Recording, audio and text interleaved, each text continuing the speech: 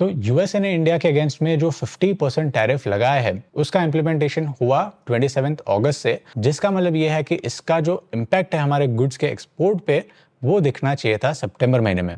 लेकिन सरप्राइजिंग चीज ये है कि सितंबर महीने में हमारे ओवरऑल गुड्स के एक्सपोर्ट्स एक्चुअली गिरने की बजाय 6.67% जितने बड़े हैं। यहाँ पे आप डेटा देखो जो कि रिलीज करती है हमारी कॉमर्स मिनिस्ट्री, तो सितंबर महीने में हमारे एक्सपोर्ट्स $36 बिलियन जितने रहे हैं, जो कि अगेन 6.7% जितने ज्यादा है कंपेयर टू सितंबर 2024। और इंपोर्ट्स जो है वो ऑलमोस्ट 16.67% जितने ज्यादा है। तो इंपोर्ट्स जो है वो हमारे एक्सपोर्ट से काफी शार्पली बढ़े हैं, जिसकी वजह से हमारा जो ट्रेड डेफिसिट है वो $32 बिलियन रहा है, जो कि पिछले 6 महीनों में सबसे ज्यादा है। और इनफैक्ट अगस्त महीने की कंपैरिजन से आप देखो तो हमारा मर्चेंडाइज गुड्स में ट्रेड डेफिसिट 20 परसेंटेज पॉइंट्स जितना ज्यादा है। तो मर्चेंडाइज ट्रेड डेफिसिट हमारा बहुत शार्पली बढ़ा है सितंबर महीने में। ये अपने आप में एक नेगेटिव चीज नहीं है, ये हम डिस्कस करेंगे ये वीडियो में आगे। लेकिन सर्विसेज ट्रेड की अगर बात करो तो सर्विसेज ट्रेड में अनलाइक मर्चेंडाइज ट्रेड हमारा हमेशा से ट्रेड सरप्लस रहा है, यानी कि हम सर्विसेज में नेट एक्सपोर्टर रहे हैं। यहां आप देखो तो हमने सितंबर महीने में $31 बिलियन जितना एक्सपोर्ट किया सर्विसेज, और इंपोर्ट्स आप देखो तो सिर्फ $15 बिलियन रहा है, विच मीन्स कि सरप्लस हमारा $15.5 बिलियन रहा है, जो कि मर्चेंडाइज गुड्स का जो डेफिसिट है उसका ऑलमोस्ट 50% रहा है। यानी कि हमारा जो इंटेलेक्चुअल कैपिटल का एक्सपोर्ट है वो हमारे मर्चेंडाइज गुड्स के डेफिसिट को ऑलमोस्ट 50% जितना फंड कर रहा है। तो इंडिया सर्विसेज सेक्टर में काफी डोमिनेंट है। अब मर्चेंडाइज ट्रेड में डेफिसिट होना यानी कि इंपोर्ट्स बहुत ज्यादा होना ये अपने आप में एक बुरी चीज नहीं है। अगर आप एक्सपोर्ट्स के कॉम्पोजिशन आप देखो तो आप नोटिस करोगे कि हमारे टॉप 5 जो एक्सपोर्ट्स है वो मैन्युफैक्चर्ड गुड्स से डोमिनेटेड है। So for instance engineering goods देखो, जिसमें ऑटो है, ऑटो कंपोनेंट्स है, या इलेक्ट्रिकल इक्विपमेंट है, या आयरन एंड स्टील प्रोडक्ट्स है। इलेक्ट्रॉनिक गुड्स का एक्सपोर्ट ऑलमोस्ट $10 बिलियन जितना रहता है हमारा। इलेक्ट्रॉनिक गुड्स अगेन मैन्युफैक्चर्ड है, तो इसका भी $3.1 बिलियन जितना कंट्रीब्यूशन है ओवरऑल एक्सपोर्ट में। ड्रग्स एंड फार्मा आप देखो, यानी कि जेनरिक मेडिसिन और वैक्सीन्स, तो उसका भी $2.6 बिलियन जितना कंट्रीब्यूशन है एक्सपोर्ट्स में। तो ये सारे मैन्युफैक्चर्ड गुड्स का कंट्रीब्यूशन काफी ज्यादा है कंपेयर टू कमोडिटीज।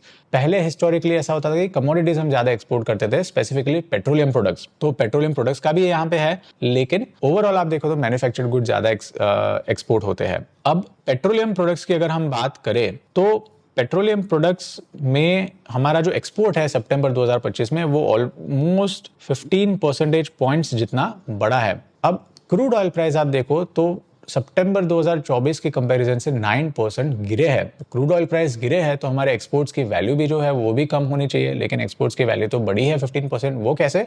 वेल, इसका रीजन ये है कि हम रॉ क्रूड जो है वो इंपोर्ट करते हैं एंड देन उसको इंडिया में रिफाइन करते हैं, रिफाइन करके उसको एक्सपोर्ट करते हैं। अब एक रीजन तो ये भी हो सकता है कि इस साल 2025 में इथेनॉल का जो गैसोलीन में ब्लेंडिंग होता है इंडिया में वो 20% जितना हो रहा है, जो कि 2023 में 12% जितना था।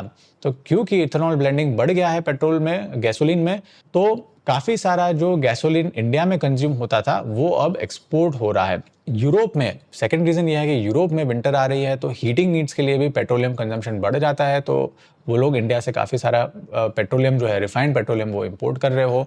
And third reason obviously crude oil price गिर रहा है, तो क्योंकि रिफाइनर्स जो है वो रॉ क्रूड लेके उसको रिफाइन करते हैं तो उनके लिए ये प्रॉफिटेबल एक्टिविटी हो जाती है, तो वो लोग ज्यादा रिफाइन कर रहे हो और ये एडिशनल रिफाइंड फ्यूल जो है वो एक्सपोर्ट हो रहा हो, जिसकी वजह से पेट्रोलियम प्रोडक्ट्स का एक्सपोर्ट जो है वो 15% बढ़ा है। And then second success story है हमारी इंडिया के एक्सपोर्ट्स की, वो है इलेक्ट्रॉनिक गुड्स। इलेक्ट्रॉनिक गुड्स में हमारा एक्सपोर्ट आप देखो तो ऑलमोस्ट 50.54% जितना बढ़ा है, जो कि अपने आप में एक बहुत बड़ी चीज है। ये क्यों बड़ी है? वेल, क्योंकि गवर्नमेंट की जो प्रोडक्शन लिंक्ड इंसेंटिव स्कीम है वो सक्सेसफुल रही है। इनफैक्ट 2014-15 में आप देखो तो हमारे मोबाइल फोन का एक्सपोर्ट सिर्फ 1500 करोड़ जितना होता था। वहीं 2024-25 में देखो मोबाइल फोन का एक्सपोर्ट 2 लाख करोड़ से भी ज्यादा हो गया है। अगर ओवरऑल इलेक्ट्रॉनिक गुड्स की बात करें जिसमें टेलीविजन, फ्रिज, टैबलेट्स, ये सारी चीजें आ जाती है, उसका 2014-15 में ऑलमोस्ट 38,000 करोड़ जितना एक्सपोर्ट होता था। अब 10 साल बाद यानी कि 2024-25 में इसका एक्सपोर्ट ऑलमोस्ट 3.2 लाख करोड़ से भी ज्यादा हो रहा है। तो इलेक्ट्रॉनिक गुड्स में हमारा एक्सपोर्ट एक्सपोनेंशियली बढ़ा है thanks to PLI scheme for large scale electronics manufacturing. फिर अगर जेम्स एंड ज्वेलरी हम देखो तो उसका एक्सपोर्ट ज्यादा नहीं बढ़ा, सिर्फ 0.4% बढ़ा है क्योंकि गोल्ड एंड सिल्वर प्राइसेस बढ़े हैं। गोल्ड एंड सिल्वर प्राइसेस बढ़ने से हो सकता है कि ग्लोबली ज्वेलरी की डिमांड थोड़ी म्यूटेड रही हो, हालांकि इंडिया में ज्वेलरी की डिमांड काफी स्ट्रांग रह रही है।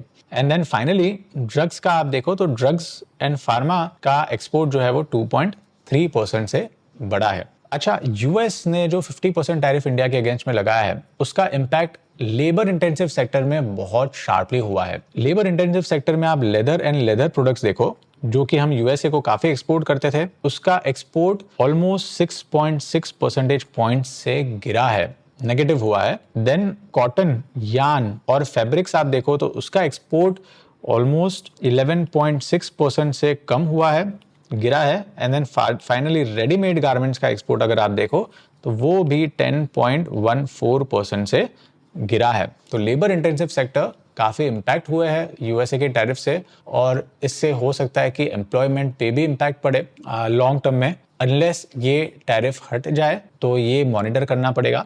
ओवरऑल पॉजिटिव चीज ये है कि मैन्युफैक्चर्ड गुड्स का कंट्रीब्यूशन एक्सपोर्ट में फिर भी स्ट्रांग है। यूएसए को जो हम एक्सपोर्ट करते थे मर्चेंडाइज गुड्स, तो बिकॉज टैरिफ लग गया है तो यूएसए में हमारे मर्चेंडाइज गुड्स के एक्सपोर्ट ऑलमोस्ट 11.9% से गिरे हैं। फॉर इंस्टेंस यूएसए को हमने लास्ट ईयर ऑलमोस्ट $6.1 बिलियन जितना एक्सपोर्ट किया था लास्ट ईयर सितंबर में। इस साल वो गिर के हो गया है $5.4 बिलियन, यानी कि नेट $750 मिलियन जितने कम गुड्स हमने यूएसए को एक्सपोर्ट किए हैं। इसके बावजूद हमारा ओवरऑल एक्सपोर्ट जो है वो 6.67% से बढ़ा। क्यों है?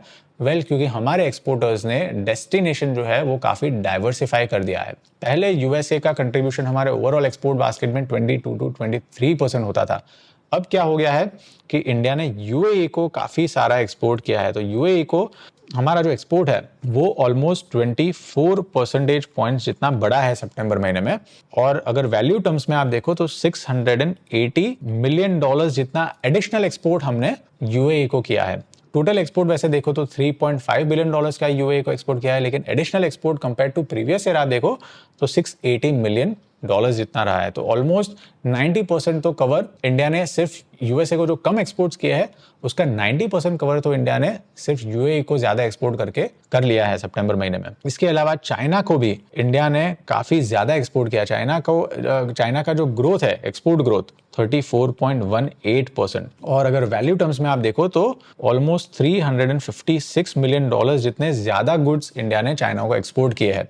टोटल तो $1.4 बिलियन जितने एक्सपोर्ट किया है सितंबर महीने में, लेकिन $356 मिलियन जितने ज्यादा गुड्स एक्सपोर्ट किया है। देन हांगकांग को भी इंडिया ने जो एक्सपोर्ट किया है उसकी ग्रोथ ऑलमोस्ट 17% है। स्पेन एक बहुत सरप्राइजिंग कंट्री है, इसको हमने ऑलमोस्ट 151% ज्यादा गुड्स एक्सपोर्ट किया है सितंबर महीने में। एंड देन फाइनली ब्राजील और बांग्लादेश को भी ऑलमोस्ट 20-25% जितने ज्यादा गुड्स एक्सपोर्ट किए हैं। तो UAE, China, Hong Kong, Spain, Bangladesh, Brazil, इन सारों को हमारे एक्सपोर्टर्स ने काफी सारे एक्सपोर्ट किए हैं, जिसकी वजह से यूएसए का जो हिट है वो मोर देन इनफ कवर हो गया है। तो ये भी एक सक्सेस स्टोरी है कि इंडिया के एक्सपोर्टर्स जो है वो लोग काफी अजाइल रहे हैं, काफी अडेप्टेबल रहे हैं, जिसकी वजह से हमारे एक्सपोर्ट्स को ज्यादा इंपैक्ट नहीं हुआ। वहीं इंपोर्ट्स की बात करो तो मैं एक बार और रीट्रेट कर देता हूं कि इंपोर्ट्स हमारे 6.67% से बढ़े हैं, एक्सपोर्ट से कहीं ज्यादा बढ़े हैं। और इसका मेजर रीजन तो है गोल्ड और सिल्वर प्राइसेस बढ़ना। गोल्ड के प्राइसेस पिछले साल के कंपैरिजन से आप देखो तो ऑलमोस्ट 70% ज्यादा है।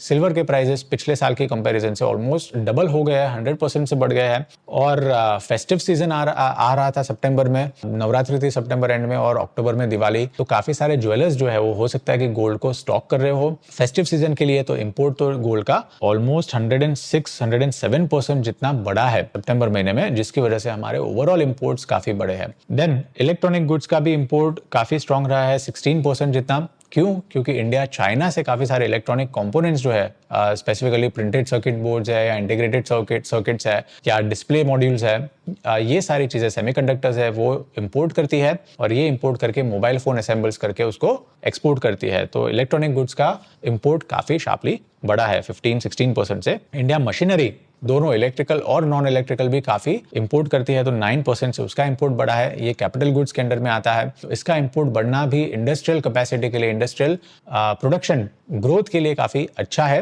क्योंकि कैपिटल गुड्स इंडिया इंपोर्ट करती है तो इसका मतलब है कि शायद हमारे मैन्युफैक्चरर्स को डिमांड ज़्यादा दिख रही हो आगे वाले महीने में, जिसकी वजह से वो इंपोर्ट करके अपनी एक्टिविटी बूस्ट कर रहे हो, प्रोडक्शन मैन्युफैक्चरिंग एक्टिविटी बूस्ट कर रहे हो। And then non ferrous metals 16% से बढ़े, यानी कि एल्यूमिनियम, कॉपर, निकल, इन सब का इंपोर्ट काफ़ी ज़्यादा बड़ा हो सकता है कि जीएसटी रेट्स जो गवर्नमेंट ने रिड्यूस किए, इसकी वजह से इसका इंपोर्ट बड़ा हो। ऑटो सेल्स में, ऑटो मैन्युफैक्चरिंग में काफ़ी यूज़ होते हैं ये सारे कॉपर, निकल, एल्यूमिनियम, ये सारे नॉन फेरस मेटल्स, तो इसलिए हो सकता है इनका इंपोर्ट बड़ा हो। तो ये हो गई हमारी इंपोर्ट की स्टोरी। इसमें एक कमोडिटी मैंने इंक्लूड नहीं की क्योंकि ये टॉप 5 में नहीं आती, हालांकि ये इतनी ही इंपॉर्टेंट है हमारे इंपोर्ट बढ़ाने में, और वो है फर्टिलाइजर्स। फर्टिलाइजर्स का इंपोर्ट सितंबर महीने में ऑलमोस्ट $2.3 बिलियन जितना रहा है, close to non ferrous metals, और इसका ईयर ऑन ईयर ग्रोथ अगर आप देखो तो ऑलमोस्ट 202% जितना बढ़ा है। अब इसके दो रीजंस हो सकते हैं।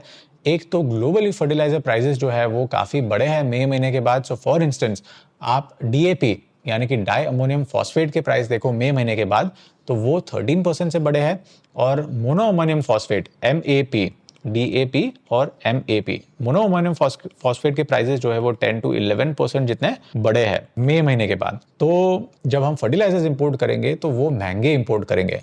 And secondly obviously agriculture sector हमारा काफ़ी अच्छा कर रहा है क्योंकि मॉनसून काफ़ी अच्छी रही है, तो इसकी वजह से हमारा एग्रीकल्चरल सेक्टर फर्टिलाइजर्स की डिमांड ज़्यादा कर रहा है, जिसकी वजह से उसका इंपोर्ट ज़्यादा है, इसलिए फर्टिलाइजर्स का इंपोर्ट काफ़ी स्ट्रॉन्ग रहा है। तो हमारे इंपोर्ट्स कुल मिला के क्यों बढ़े हैं? वेल, कमोडिटी प्राइस शॉक के वजह से, जिसमें गोल्ड सिल्वर के प्राइसेस बढ़े हैं इसीलिए हमारा इंपोर्ट शार्पली बढ़ा है।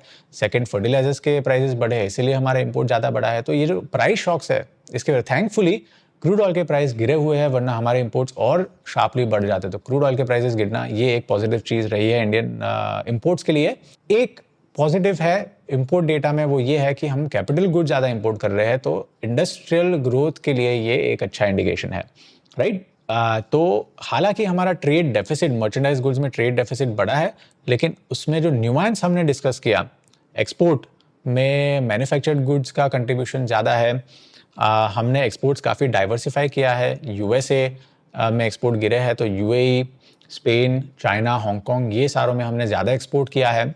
तो इंडियन एक्सपोर्टर्स की अडेप्टेबिलिटी का प्रतीक है ये, राइट। हेडलाइन फिगर्स एक्सपोर्ट के और इंपोर्ट के देखने से इतना पता नहीं चलता जितना डिटेल जाके हम एक्सपोर्ट और इंपोर्ट की कमोडिटीज़ और उनका कॉम्पोजिशन डिटेल में एनालाइज करें, जो हमने इस वीडियो में किया। आई होप ये इंसाइटफुल रहा हो। मिलते हैं अगले हफ्ते विद मोर इंसाइटफुल डेटा।